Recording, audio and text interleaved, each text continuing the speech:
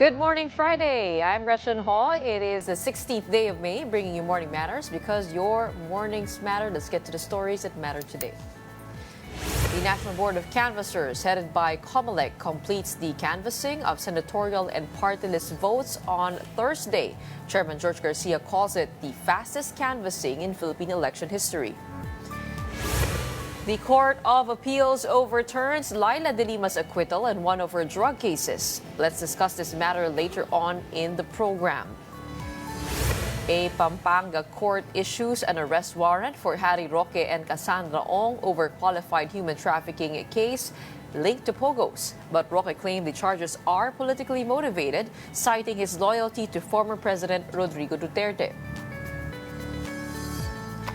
Straight on to our top story, the Commission on Elections wraps up the canvassing of votes in what it claims to be the fastest in the country's polling history. Here is the report. The COMELEC, sitting as the National Board of Canvassers, completed the canvassing of votes for senator and party lists on Thursday.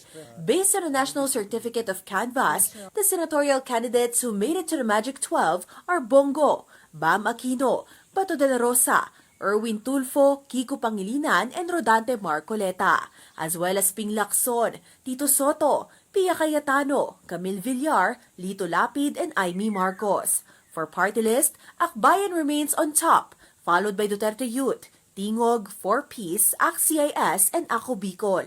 The rankings appear consistent with the media's partial and unofficial results. The poll body, however, noted that the tally released is still subject to auditing. In total, there were 175 certificates of canvass, 82 from the provinces and 26 from highly urbanized cities. At least 64 came from overseas voting, while 2 from the District Board of Canvassers. COMELEC Chairman George Garcia said this is the fastest canvassing of votes in the country's history. Meanwhile, voter turnout this midterm elections reached 81.65%. That translates to nearly 56 million voters casting their ballots out of over 68 million registered voters. This is the first time, again, in our history, that we registered an 82.2% voters turnout, the highest in a midterm elections. And surely, therefore, it only means to say that the Filipino people had trusted the entire process. Let's check in on COMELEC following the release of the Canvas report. Mobile journalist Merymon Reyes joins us live from the Manila Hotel. Good morning to you, Merymon. Nagtugma ba yung mga bilangan ng COC dito sa nakikita natin sa ating mga server? Gretchen, magandang umaga sa iyo. So far, so good naman pagdating sa canvassing. Pero ang nasabi ng COMELEC kasi, 4 na partial and official results ang inaabangan natin. And so far, within the first 3 days ng canvassing, 2 pa lang yung nailalabas nila. So pagdating talaga sa comparison natin, we'll find out later pag nakumpleto na itong 4 na reports from COMELEC. However, masaya silang naibalita nga na makasaysayan daw na natapos agad yung canvassing ng 175 COCs within 3 days nito. Kasi usually daw inaabot ng 2 weeks around pagdating sa manual canvassing ng votes or pwede namang abutin ng 1 buwan talaga itong electoral process. And on the first day, around 58 COCs yung na-canvass nila. On the second day, 101 COCs. And then kahapon hanggang early evening ay natapos na nila yung remaining na 16 COCs. Gretchen. Hey, Merymon, what were the challenges encountered during the canvassing at pumasok na ba yung mga boto doon sa mga na-delay yung balota, yung mga nagkaroon ng mga election violence? I mean, what's the update on that? Yes, Gretchen. According kay COMELEC Chairman George Erwin Garcia, walang naging failure of election, which is a good thing daw compared sa history sa election history ng ating bansa. Pero ang pinaka nasasabi during press conference within the 3 days of the canvassing is yung transmission lagi ng COCs. Kasi kahapon ang pinaka hinihintay ay overseas COCs coming from Portugal, Pakistan, Egypt, Iran, Russia, South Africa, and Poland. Pero so far yun yung pinaka nakita lang naman na issue issues kasi pagdating doon sa performance ng automated counting machines, so far so good din naman daw ang naging performance nito ayon nga sa COMELEC. Pero pagdating naman sa iba pang mga issues na may kinalaman dito, siguro we'll find out later since ang nagiging timeline talaga dito is matatapos talaga ng napakaaga. Pero hindi natin din in-expect na within 3 days tapos na yung COC. So we'll find out later kung ano pa yung magiging update mula dito sa NBOC. Gretchen. Okay, Mary Mon, ibig sabihin yung transmission mula sa ibang bansa, yun yung nagtagal. Oh. So far, Gretchen, oo, kasi sa last day, kahapon kasi ang hinihintay na lang 16. Pero nung nilista na kung saan na nga ba nanggagaling itong mga COCs, puro overseas na lang ang mga ito. Kaya pagdating dito sa local COCs natin, from Luzon, Visayas hanggang Mindanao, kung saan yun nga nabalitaan nga natin, especially around Maguindanao del Norte and Maguindanao del Sur, is naging late yung pag-start ng open voting nila and naging maayos pa rin naman since walang naging declaration ng failure of election and naipagpatuloy ang canvassing of votes. Gretchen. May kailan ba tayo pwede makakuha ng mga official results?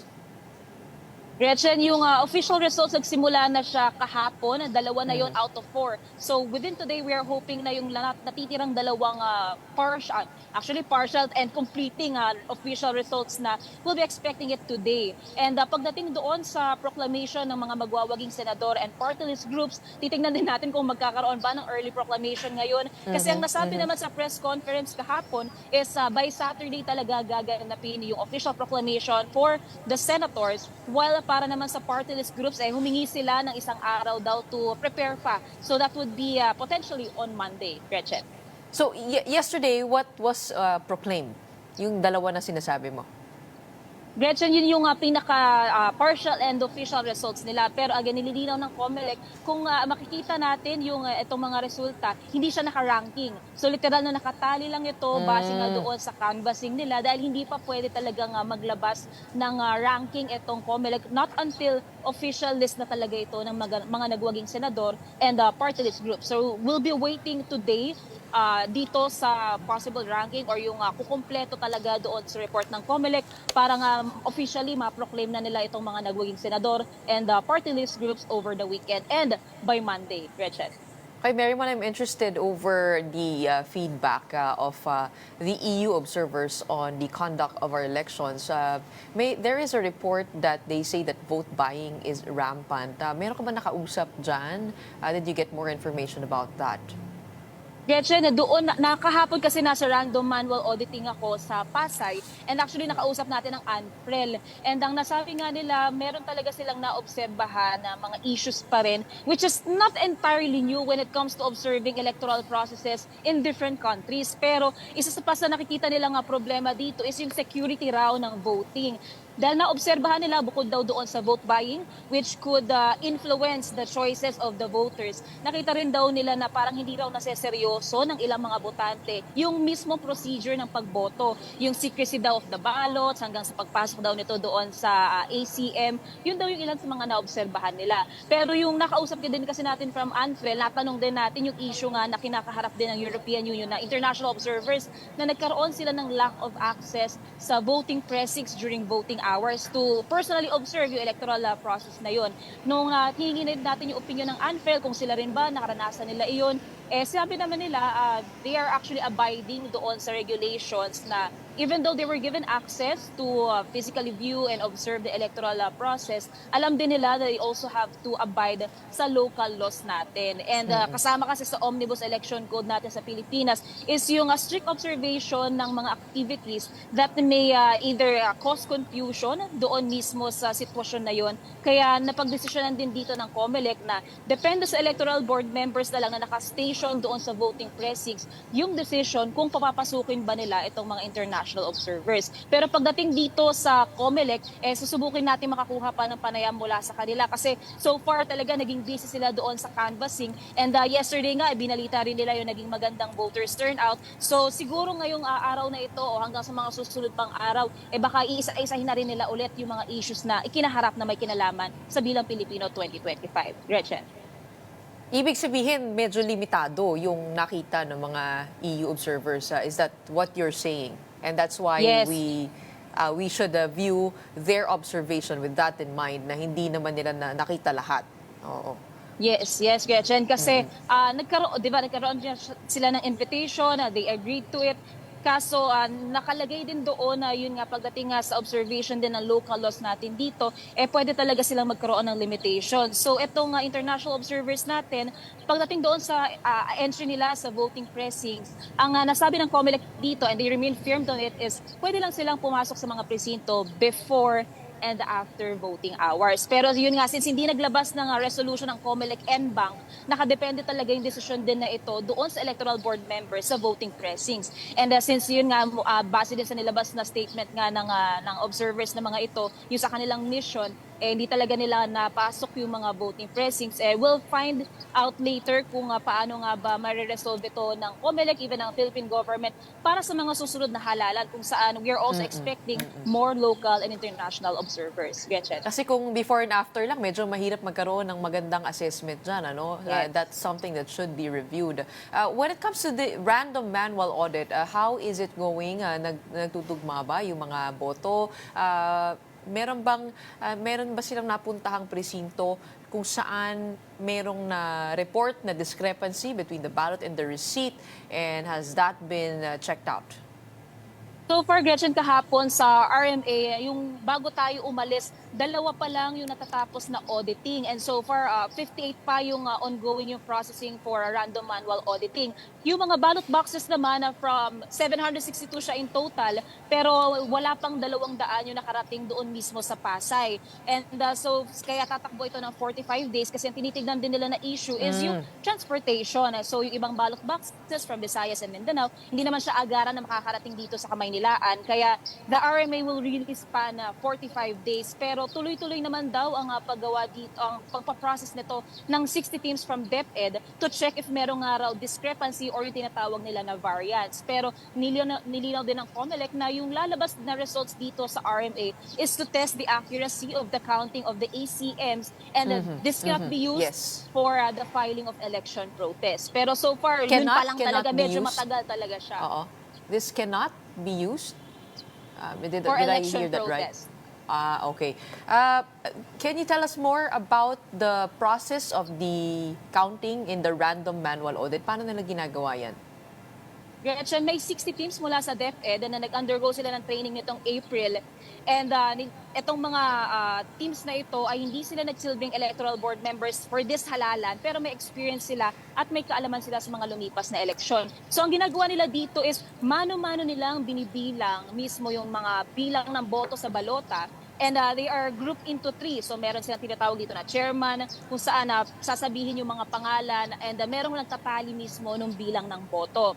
Yung election returns mula sa ACM, hawak ito ng tinatawag nating verifiers. Composed ito ng election watchdog. So ang nakita natin doon, PPCRV, ANFREL, Lente. And ang mangyayari, pag natapos yung auditing mismo doon sa specific ballot box na iyon, tsaka ilalabas ng verifiers yung election returns para ma-compare nila if tama nga ba yung manually check or manually audited in comparison doon sa election return na mula sa ACM. So far naman daw, historically speaking, 99.9% yung accuracy nila pagdating sa RMA. So if ever man na magkaroon ng problema pa dito na merong hindi nag-meet na or nagtutugma, meron din naman daw silang technical team or committee na titignan ngayon yung issues na bakit daw nagka-problema daw ba sa pagbabasa ng balota, yung sa ACM machine daw ba, is it a factor? Pero after nila makita din yung variance, babalikan nila ulit yung manual auditing nila to counter-check if magmimit nga ba talaga ito. Gretchen.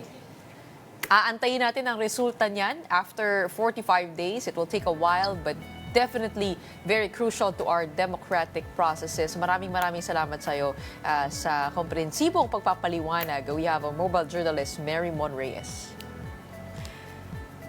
The partial and unofficial ranking of senators remain the same, with Bongo still on top of the list with nearly 30 million votes.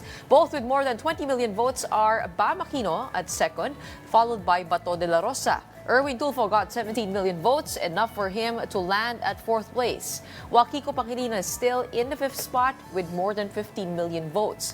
Now, others that are likely to be part of the new Senate lineup are Rodante Marcoleta, Ping Lacson, Tito Soto, Pia Cayetano, Camille Villar, Lito Lapid, and Amy Marcos. Senate President Jesus Escudero said his leadership will continue only if supported by the majority of senators in the 20th Congress. Here is the story. The official list of senators who will replace the 12 graduating ones have yet to be announced, but there's already talk of a change in Senate leadership. According to upper chamber rules, the Senate President may continue in office while his term is in force.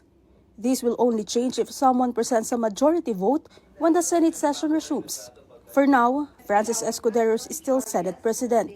Katatapos lang ng eleksyon at bangayan at ingay, sisimulan niyo na naman agad. Sino man sa amin, kabilang si Senator Soto, ang may bilang, hindi niya dapat talikuran yung responsibilidad at yung hamon na yon na binibigay na kumpiyansa ng mayoriya ng mga senador sa taong yon.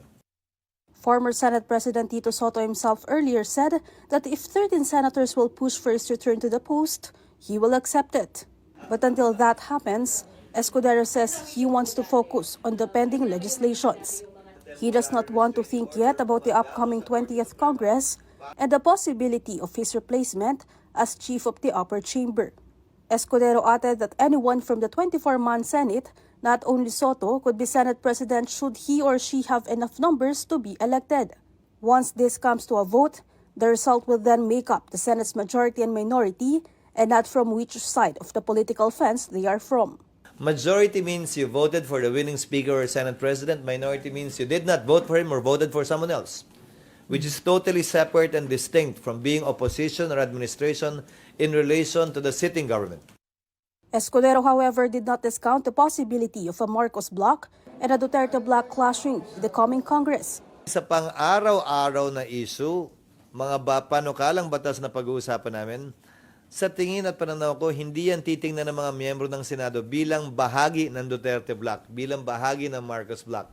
Titingnan nila yan gamit ang kanilang karanasan, konsensya, at prinsipyo at paniniwala.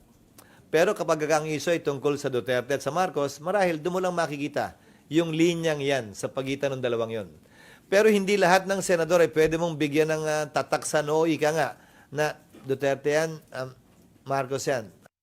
The 19th Congress will have 2 final weeks to pass pending legislations, among them the anti-Pogo bill.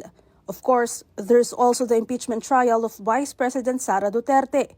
But as Escudero said before, this will be in the hands of senator judges who make up a portion and a powerful one at that of the 20th Congress. Don't go away. We'll be back with more stories right after the break.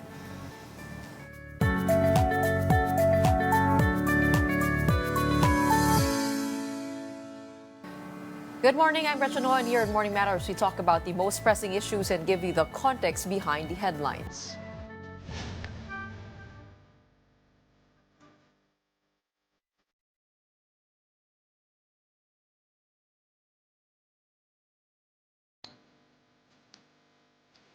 The Court of Appeals reverses former Senator Lina de Lima's acquittal in one of her drug cases. The CA's 8th Division nullified the decision of Muntinlupa Regional Trial Court Branch 204. The appellate court said the Muntinlupa RTC based this decision only on former Bureau of Corrections Officer Rafael Ragos's withdrawal of testimony. The CA noted that they failed to point out which particular testimonies Ragos withdrew and which elements of the case were not proven.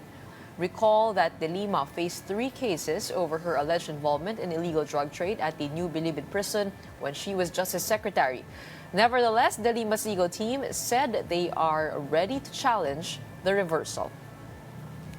Rest assured po na hindi po ito final and executory kasi po pwede pa po namin kami mag-file ng motion for reconsideration kung totoo or appeal sa Supreme Court. So ang ibig sabihin po, dahil hindi pa po final and executory ang reversal, hindi pwedeng makulong si Senatorial. Dinis niya nga ang 7 taon na mag-antay para sa tamang proseso at naniniwala siya ultimately lahat naman ito ay mababasura kasi ito naman ay mga basurang kaso talaga. And to give his reaction to this development, we have former Presidential Legal Counsel Attorney Sal Panelo joining us now via Zoom. Magandang umaga po sa inyo, Attorney. Magandang umaga, Gretchen. Okay, first, I want to get your reaction to this decision by the Court of Appeals. You shared it on your Facebook account. No? This was dated April 30. Kailan niyo po nalaman? I think a copy of the decision was given to me 3 days earlier. Before it came out? Before it came out. In fact, nagtataka nga ako bakit the mainstream media ignored it. Kaya ako mismo nagpadala sa mga sa mga media outlets.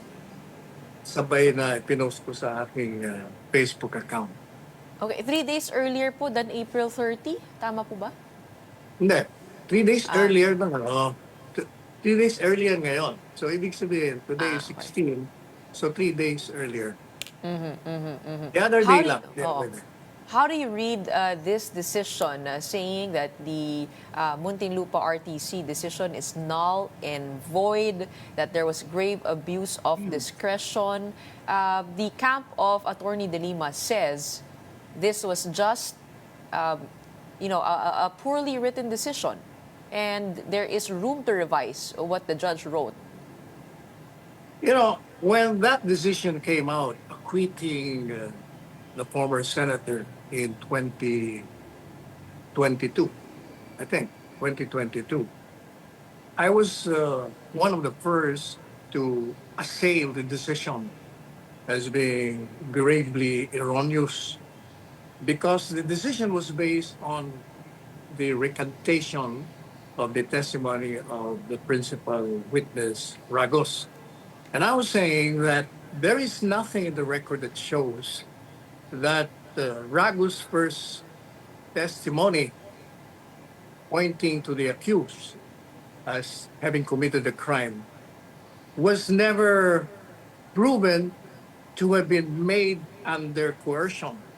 There was no proof that he was intimidated or there was a threat to kill him if he did not testify the way he did. And so I said, if that is only the basis of your decision, a recantation, then you are violating the rules on evidence. A recanted testimony has always been viewed as very weak in considering the evidence against or in favor of the accused. And moreover, I said, there are evidence in the record that shows the guilt of the accused apart from the testimony of Ragos. Kaya sinabi ko, I was even egging. I said, the government should appeal this because it is against the law and against the evidence. In other words, kaya tama yung ginawa ng Solicitor General Maynard Guevara when he filed a petition for certiorari kasi there was an excess or lack of jurisdiction. Kaya sabi ng court, tama ang petition dahil yung mismong court ay violated the constitutional mandate.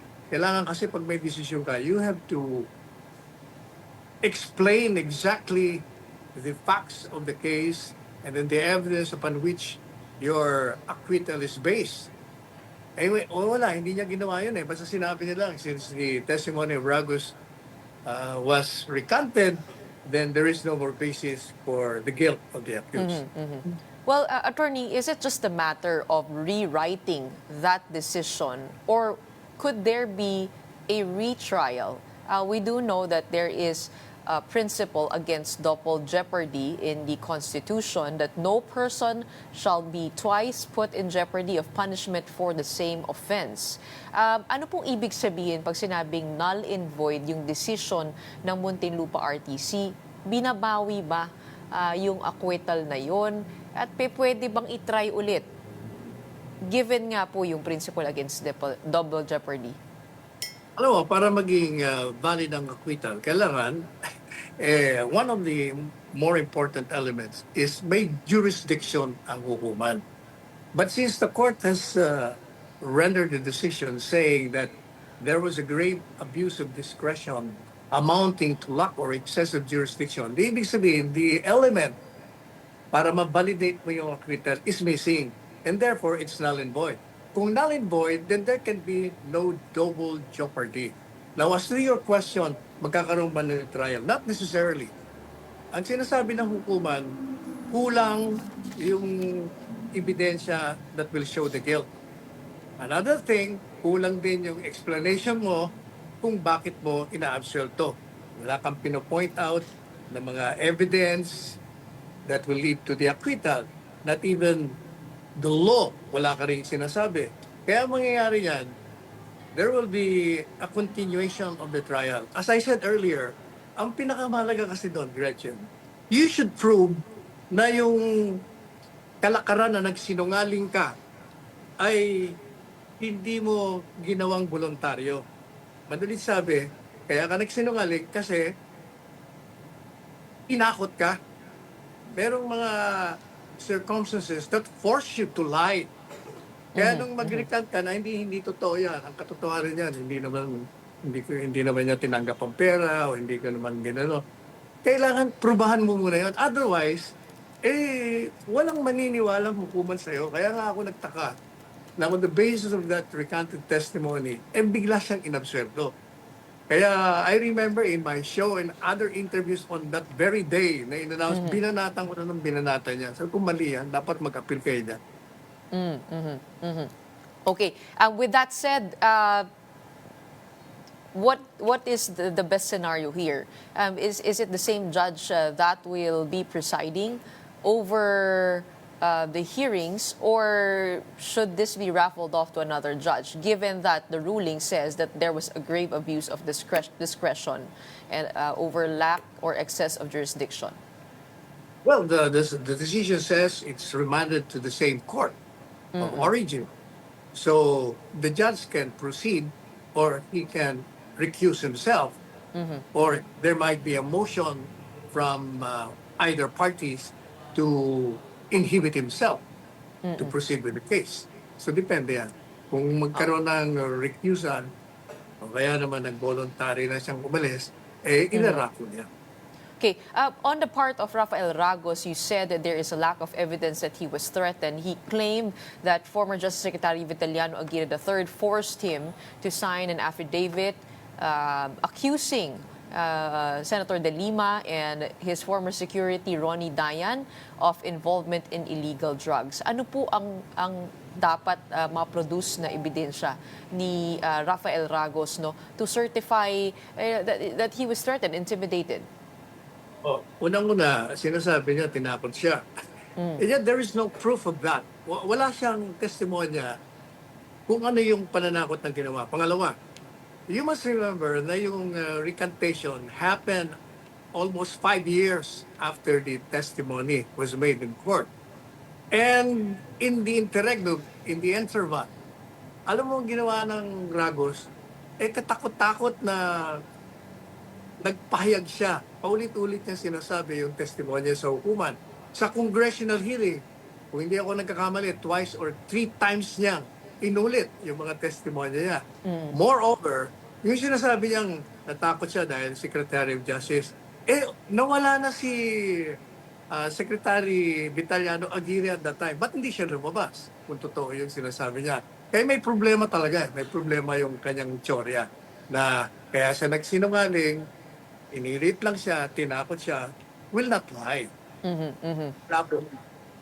Wait, Attorney, we'll get more clarity on this from the other side of defense, from the defense of Attorney De Lima right after. Pero gusto ko lang po kayo tanungin, no, on another note, in another topic, what are your reactions to the results of the midterm elections and the showing of the Duterte slate? Ano po ang natuwa po ba kayo sa naging resulta? Meron pong andyan po si Senator Bato, Senator Bongo, Rodante Marcoleta nakapasok, pero yung iba po ay hindi nakapasok. Kayo po, ano pong naramdaman ninyo dito sa sa ating halalan? Well, for one, in my show, I have already said kung sino ang mga pwedeng lumabas yan. Sabi ko, most likely, maraming alyansa dyan. Kasi ang labanan talaga sa Pilipinas, name recall, face recall, pondo, pera, and organization. But I issued an official statement regarding my position on the outcome of the results of the elections. I said, the result is a complete repudiation of the Marcos administration's political campaign of retribution against the Duterte family. And there is an unequivocal voice coming from the electorate that it should stop. Otherwise, magkakaroon tayo ng problema. Baka magkaroon na naman tayo ng deja vu political upheaval. Sapagkat kung makikita mo, Gretchen, all those who went against the president, the former president at Inday Sara, bumagsak lahat eh. Yung nasa Quadcom, pati na sa Cebu na napakalakas, bumagsak din. Lahat halos na bumanat kay Duterte, natalo. Hindi po Kaya ba impeccable timing lang din po na naaresto ang dating Pangulo kaya nakatulong din sa bid ng mga senador? Precisely, yun nga ang punto eh. Nung sinira mo ang Presidente Duterte, nung nilabag mo ang kanyang karapatan, umalma ang tao, nagalit eh. Kasi dati nangang galit dahil the administration, from their point of view, was not responding to the needs of the Filipino people. Tapos nilabag mo pa ang karapatan ng dating presidente. Tapos inaapi mo pa ang vice presidente. So nagka-doble-doble ang galit ng tao. Kaya inilabas nilang lahat yan sa eleksyon. Well, Attorney Sal, before I let you guys, wanted to ask about your colleague, Attorney Harry Roque, who is still in the Netherlands. There is a warrant of arrest out for him for qualified trafficking in persons. And he said that hindi siya mapapauwi hanggang walang desisyon yung kanyang asylum. Tama po ba yun? At ano pong should he stay outside the country? Well, kung ako sa kanya, since abogado naman siya, at ang demanda sa kanya ay isang crime, bumalik na lang siya at harapin niya. Kung totoo ang sinasabi niya na wala siyang kinalaman, then madaling mapatunayan yan. Kasi in the first place, the burden rests on the prosecution. Kung hindi mapatunayan ng prosecution, sorry na lang, hindi siya makukonvict. I think ang problema niya, it's a heinous crime. Madaling sabi, hindi siya basta palalayain. Kailangan, kasi immediately, ikukulong siya. And he has to file a petition for bail. Pwede naman eh. Pwede file agad siya ng petition for bail. At the prosecution will have to prove with strong evidence na guilty siya. Otherwise, i-release siya. Kasi kung hindi siya uuwi, yung tao, alam mo naman tayo mga Pilipino, pag hindi ka humarap sa akusasyon sa'yo, ibig sabihin guilty ka. Tama man o mali, yan ang perception. So makakasira sa kanya. So if I were him, umuwi ka na. Umuwi na lang siya, oo. Pero sabi po niya, politically persecuted daw po siya, no? Oh, you don't agree? Mahirap. Alam mo, mahirap yung political persecution at sinasabi niya. Kasi, mismong galing sa bibig niya kasi, during the congressional hearing, lumalabas na talagang abogado siya. Marami siya mga contradiction, inconsistencies. Kaya siya na-demanda galing mismo sa kanya. So you don't agree that he is being politically persecuted, that there is merit to the investigations? No, I do not think so. Kung ako siya sa kanya, abogado naman siya. Umuwi na lang siya. Harapin Umuwi na niya. lang siya. Oo. Okay, maraming salamat po, Attorney Sal Panelo, for explaining and sharing your thoughts with us this morning. Once again, we have former presidential spokesperson, Attorney Salvador Panelo, joining us on Morning Matters. Thank you for having me. Now, still on the same topic, we have on the show Attorney Dino De Leon, one of former Senator Laila de Lima's legal counsels. He will explain to us their side. Good morning, Attorney. Good morning, Gretchen, and to all our viewers. Okay, Attorney Dino, in this decision by the Court of Appeals, it said the decision was null and void. Is it back to square one for your count?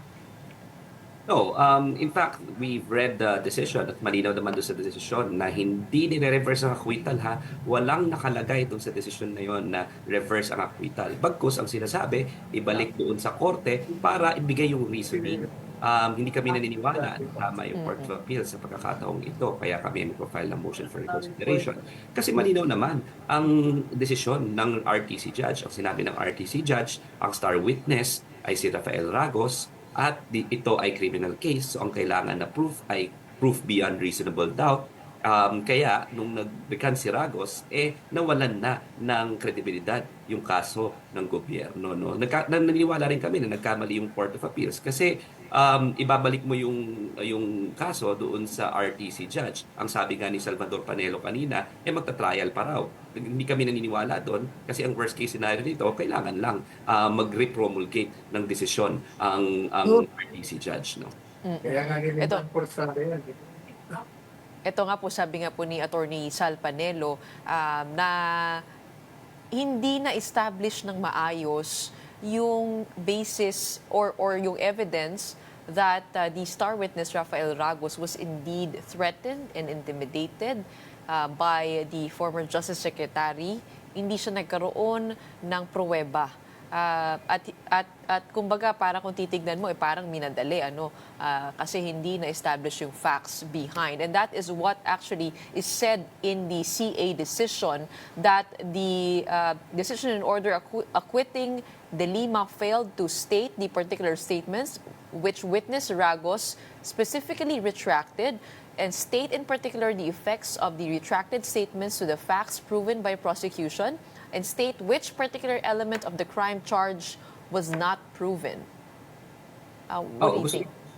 Gusto lang namin sabihin, gusto ko lang muna sabihin na nakakapagtaka na si Salvador Panelo ay nagsasalita pa dito sa kasong ito na may standby pa ni Rodrigo Duterte sa kanyang likuran. No? Ano ibig sabihin siguro niyan? Totoo ba talaga na pinapatuloy pa rin ng kampo ni Rodrigo Duterte ang political persecution laban kay Laila de Lima na nangyari na nung nakaraang administrasyon? No? So yun isa sa mga nakakapagtaka.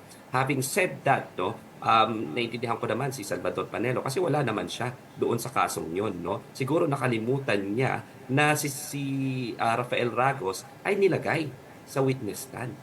Binigyan ang Estado at ang napakaraming prosecutors ng gobyerno ng tsansa na i-cross-examine siya doon sa kanyang recantation at hindi siya nayanig.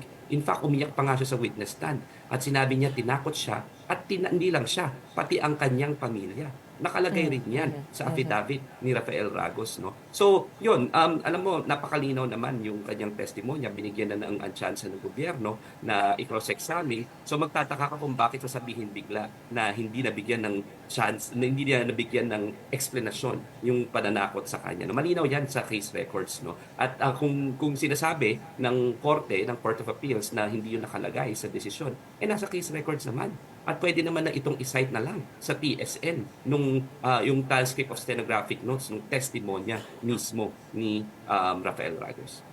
Okay, but it also said the acquittal was based solely on the recantation of the star witness Rafael Ragos. It did not explain which merits were included in his recantation, kumbaga kung ano yung na-absuelto dahil dun sa pagre-recant niya, at hindi pa natignan yung ibang parte ng kaso. At dahil dyan, dapat may continuation of the trial. Yun po yung sabi ni Attorney Sal Panelo. Di ba, stretch nga yun eh. Alam mo, sa napakaraming mga kaso, sabihin mo nga lang na witness tamper mo or pinersa mo yung witness, automatically nagkakaroon ng mistrial, no? Ito, naupo pa mismo si Rafael Ragos sa witness stand, no? So, hindi naman natin pwedeng sabihin na pwedeng makonvict si Laila de Lima gamit ang testimonya ni Ragos, pero hindi rin pwedeng ma-acquit siya kung sinabi niya na pinilit ako at saka nag-recant siya eventually at hindi lahat ng totoo ang kanyang sinabi. Tandaan rin natin na under oath si Rafael Ragos noong ginawa niya yung affidavit. At again, naupo ulit siya sa witness stand under oath at cross-examine siya. So hindi pwedeng babalik ulit doon sa korte at magkakaroon ng trial. Again, there is a constitutional proscription against double jeopardy. Hindi pwedeng hinahabla mo yung tao paulit-ulit, pabalik-balik. At kung sinasabing may grave abuse of discretion, hindi rin kami naniniwala dyan dahil malinaw naman doon sa may reasoning ang korte. Alam mo, pag sinabing grave abuse, grave abuse of discretion amounting to lack or excess of jurisdiction, ibig sabihin nun, grabe yung abuso na tantamount siya na mawawala ng jurisdiction yung korte. In this case, I don't think there's a grave abuse of discretion kasi may reasoning. May reasoning yung korte. Sinabi niya, criminal case ito, Sinabi niya, proof beyond reasonable doubt ang kinakailangan at yung witness recantation ni Ragos nagpapatunay na peke ang mga kaso na ito dahil peke naman talaga, no? So, nagtataka nga rin kami bakit, alam mo yon, ang pinakamaiingay ngayon, yan sila, abogado mismo, presidential spokesperson ni Rodrigo Duterte, para bagang takot na takot sila na ipagpapatuloy na naman ni Laila de Lima ang kanyang serbisyo publiko, no, na sinubukan ng patahimikin noong nakaraang administrasyon. Pero kahit naman sinubukan nilang patahimikin, nakapagpasa pa rin ng sobrang daming panukalang batas. Kasama na yung Four-Piece Act, kasama na yung Magna Carta for the Poor, kasama na yung Senior Citizen Commission Act. Ballpen at papel lang ang meron sila Laila de Lima noon nung sinubukan nilang patahimikin, pero nagtrabaho pa rin, no? Ngayon pa kaya na nakawala na siya, pagpapatuloy niya at hindi siya matatakot, hindi siya maantala dito sa mga ganitong mga pinagsasabi ng Duterte camp. Sana naman kilala na nila si Laila de Lima na pag ginaganito nila si Laila de Lima, lalong-lalo siyang magtatrabaho. Well, her party list is poised to win a seat in Congress, and apart from that, she is also she was called by the House Speaker to be part of the prosecution on the impeachment. So a lot of things in there. But what is your plan to challenge this decision? At pangalawa, hindi po makukulong si Senator de Lima muli? Hindi kami naniniwala makukulong kasi hindi naman final and executory yung desisyon ng Court of Appeals. No, pwede naman kaming mag-motion for reconsideration at dadalhin pa namin niya sa Supreme Court. Pangalawa, again, acquitted na si Laila de Lima at walang nakalagay sa desisyon na nire-reverse ang kanyang acquittal. Walang nakalagay sa desisyon na mali ang kanyang acquittal. Ang nakalagay, sana mas maganda pa ang reasoning at ng RTC judge. Kaya nga sa amin, naniniwala kami, the worst case, repromulgation lang ito ng judgment. Pagka nilagay na ng RTC judge yung hinihingi ng Court of Appeals. Pero malayong-malayo ito sa grave abuse of discretion sa Regional Trial Court kasi nasa record sa ng case, pinakita niya naman yung kanyang reasoning, sinabi niya mismo kung sino yung nag-recant, sinabi niya mismo na criminal case ito, napakalinaw para sa amin, no? Pero hindi pwedeng makulong si Laila de Lima kasi acquitted na siya. Alright, maraming salamat sa iyo for your insights and for sharing with us your camp's moves. We have Attorney Dino De Leon, defense for Attorney De Lima, joining us today. Now, to help us understand this issue further, we have a legal authority on the show. We have Attorney Domingo Cayosa, former president of the Integrated Bar of the Philippines. Welcome to Morning Matters, Attorney.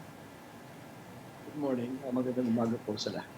Okay. Ano po ang inyong pagbabasa dito sa decision? Ano? So, narinig po natin yung panig ni Attorney Salpanero, narinig po natin yung panig ni Attorney Dino De Leon.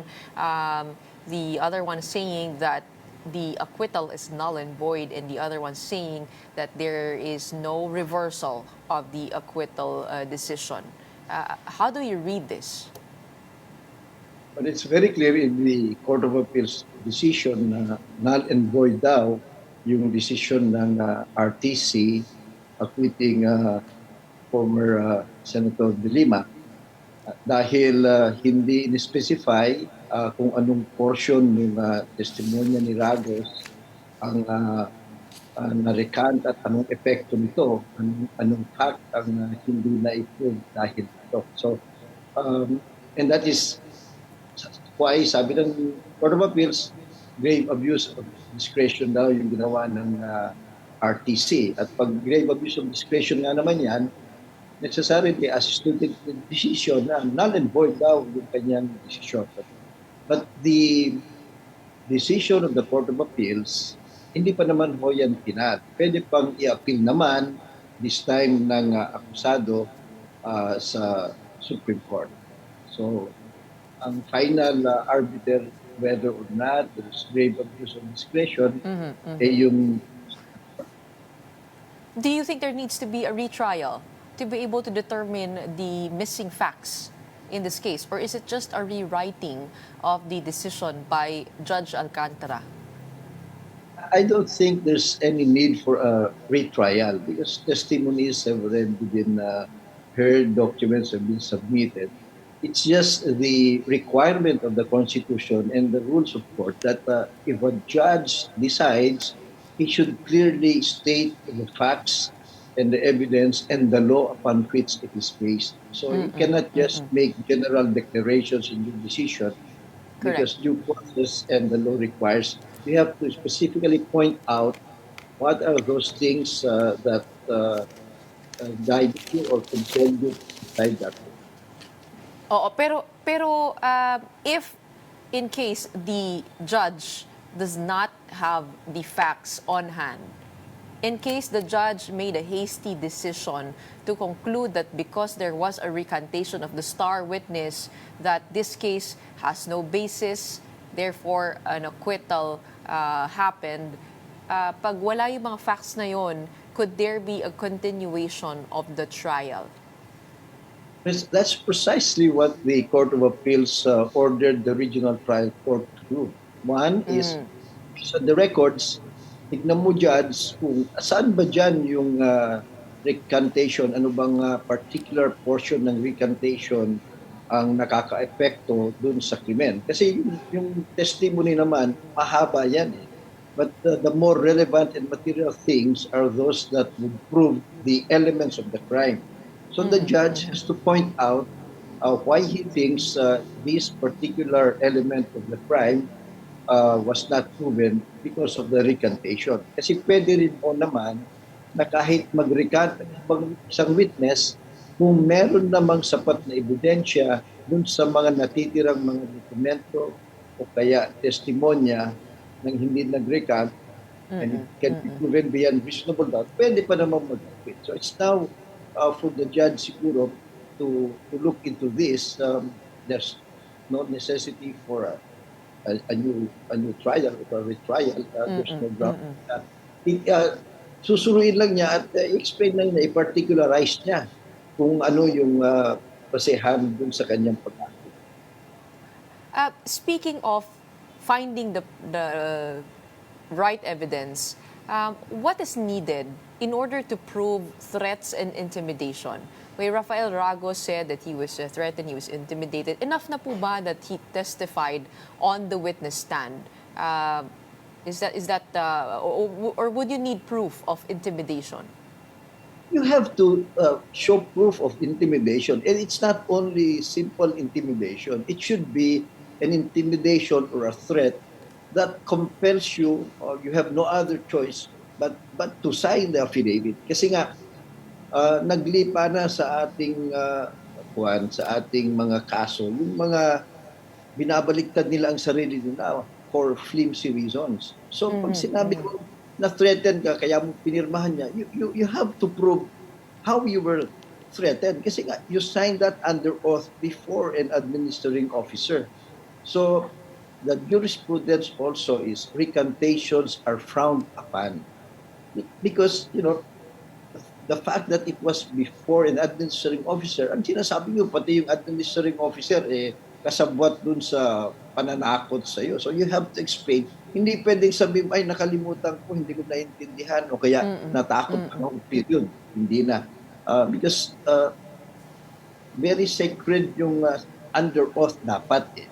Sa ibang bansa, talagang hindi basta-basta na nababawi yan. Dito lang po sa atin kasi nauso yan eh. Konting recantation lang, kaagad akala natin wala nang saysay yung kanyang sinabi. You have to prove very convincingly yung mga factors that vitiated your consent. Ibig sabihin, ayaw mo sanang gawin pero wala kang magagawa because nanganganib ang buhay mo at talagang forced to good ka na gawin yon. Nagtestigo pa mga ito. Kinonfirm nila ng una. So, pero attorney,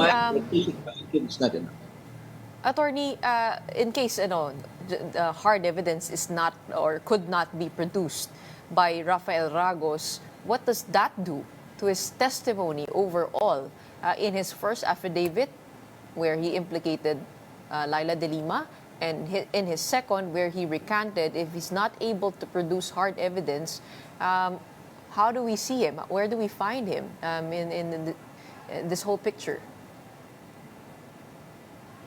Well, the trial court will have to weigh yung dalawa. But what is clear is in so many cases decided by the Supreme Court, recantations are frowned upon. Kasi napakadaling sabing tinakot ako eh. And it is not good policy that we allow people to come up with statements under oath and then later on, a few days, a few years down the line, biglang sabihin na lang, ay hindi yan totoo. They have to be held accountable.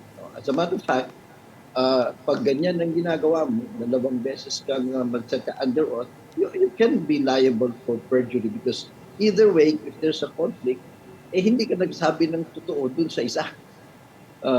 That's the legal effect as far as Ragos is concerned. Doon ako naman sa korte, they'll have to ask questions, they have to go deeper to be convinced na talagang pinilit nga siya noon. Siguro, anong klaseng threat ba yan?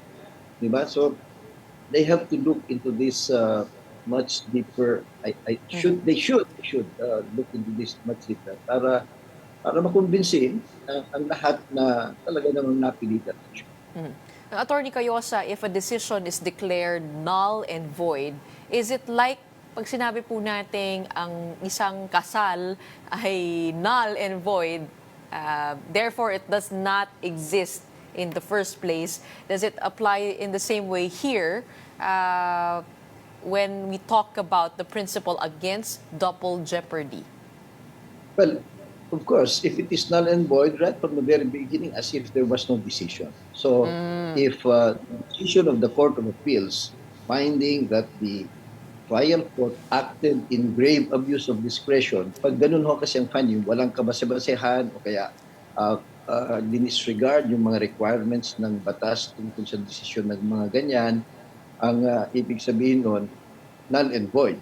So, it retroacts as if there's no decision at all. Mabubura yun. But of course, ang final say dito, yung Supreme Court. Most probably, the defense will elevate it to the Supreme Court. But before that, dito na po sa Court of Appeals, the principle against double jeopardy or of double jeopardy rather does not apply because the decision was declared null and void. Tama po. Yes, how can you have double jeopardy kung wala namang decision in the first place? Alright, okay. Maraming salamat po sa pagpapaliwanag ng ating case before us. We have Attorney Domingo Cayosa, former President of the Integrated Bar of the Philippines. Don't go away. More matters to discuss right after the break. Keep it here on One News.